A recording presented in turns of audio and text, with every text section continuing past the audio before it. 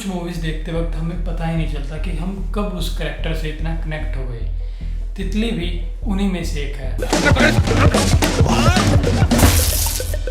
आज हम समझेंगे कि इस फिल्म ने बिना किसी बड़े डायलॉग्स और ओवर एक्टिंग के ऑडियंस को इतना डीपली इम्पैक्ट कैसे किया। सबसे पहले इसकी स्टोरी समझते हैं। तितली की स्टोरी एक दिल्ली के वायलेंट और क्रिमिनल फैमिली के अराउंड घूमती है। 3 भाई मिलकर कारजैकिंग और लूटपाट का काम करते हैं। सबसे छोटा भाई तितली इस क्राइम वाली लाइफ से बाहर निकलना चाहता है। उसका सपना है कि अपना पार्किंग का बिजनेस शुरू करना और इस फैमिली से कहीं दूर चले जाना। लेकिन उसका बड़ा भाई उसे इतनी आसानी से जाने नहीं देता। वो जबरदस्ती शादी कर देता उसकी नीलू नाम की लड़की से, ताकि तितली उनके कंट्रोल में रहे। शादी के बाद तितली को पता चलता है कि नीलू किसी और से प्यार करती है जिसका नाम प्रिंस है। वो उसके साथ ही भाग जाना चाहती है। शुरू में तितली और नीलू अपने अपने फायदे के लिए एक दूसरे का यूज करते हैं। धीरे धीरे दोनों को समझ आता है कि दोनों अपनी अपनी जिंदगी में फंसे हुए हैं। इसी वजह से दोनों मिलकर इस टॉक्सिक फैमिली से निकलने का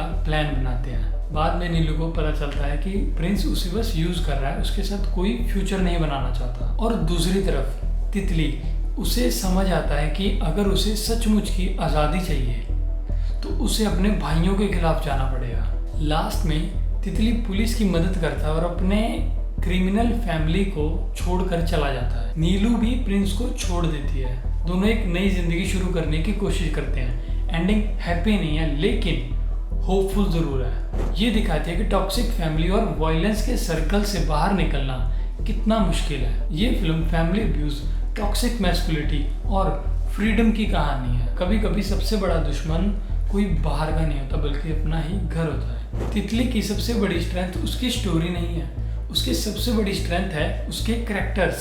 सबसे पहले तितली, वो कम बोलता है लेकिन उसकी आंखों में एक ही चीज दिखाई देती है, इस नरक से भागने की बेचैनी। दूसरी तरफ नीलू, शुरू में लगता है कि वो बस अपने लवर के साथ भाग जाना चाहती है, लेकिन धीरे धीरे पता चलता है कि वो भी तितली की तरह अपनी जिंदगी की कैद में है। वो आज़ाद होना चाहती है अपनी ज़िंदगी में। और सबसे डेंजरस करैक्टर है विक्रम। वो जब हंसकर बात करता है उसके अंदर का गुस्सा और कंट्रोल की भूख साफ साफ दिखाई देती है। इसी वजह से फिल्म में कोई विलन या हीरो नहीं लगता। हर इंसान अपनी सिचुएशन का प्रिजनर है और यही रियलिज्म तितली को इतना पावरफुल बना देता है। अब बात करते हैं फिल्म मेकिंग और स्टोरी टेलिंग के पर्सपेक्टिव से।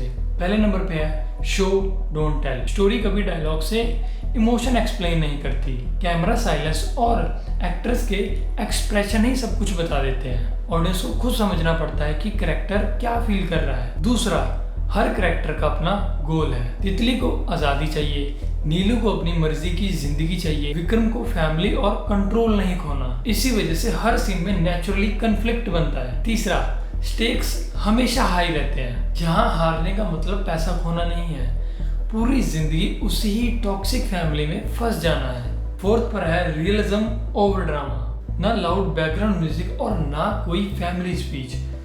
फिल्म पूरी रियल लाइफ की तरह चलती है, इसी वजह से हर सीन इतना इम्पैक्टफुल लगता है। फिफ्थ, सब टेक्स्ट का यूज। कैरेक्टर अक्सर जो बोलता है वो उसका असली इमोशन नहीं होता, उसकी बॉडी लैंग्वेज और एक्शन सच बताते हैं। यही मैच्योर स्टोरी टेलिंग है। सिक्स्थ, एनवायरनमेंट भी एक कैरेक्टर है। दिल्ली की तंग गलियां, छोटे घर और भीड़ सिर्फ लोकेशन नहीं है, ये तितली की घुटन और कैद को विजुअली रिप्रेजेंट करते हैं। एक पावरफुल स्टोरी सिर्फ क्या हुआ से नहीं बनती, बल्कि कैरेक्टर हर डिसीजन क्यों ले रहा है से बनती है। अगर ऑडियंस भी कैरेक्टर की डिजायर, फेयर और कन्फ्लिक्ट को फील करने लगे तो सिंपल प्लॉट भी अनकंफर्टेबल बन जाता है। इसलिए तितली को फिल्म मेकिंग स्टूडेंट्स और राइटर एक एक्सेलेंट एग्जाम्पल मानते हैं, क्योंकि ये दिखाती है कि एक ग्रेट स्टोरी टेलिंग स्पेक्टिकल से नहीं, स्ट्रॉन्ग कैरेक्टर्स और हॉनेस्ट इमोशन से बनती है। और आपको वीडियो अच्छी लगी तो कमेंट में ज़रूर बताना।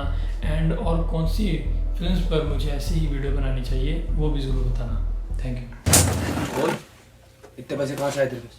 बता देना। कहाँ जा रहे थे इतने पैसे लेके? नहीं बोलना तूने? और पैसे मैं जोड़ रहा था, मेरे में पाके खरीदने। नर्क में आ गए।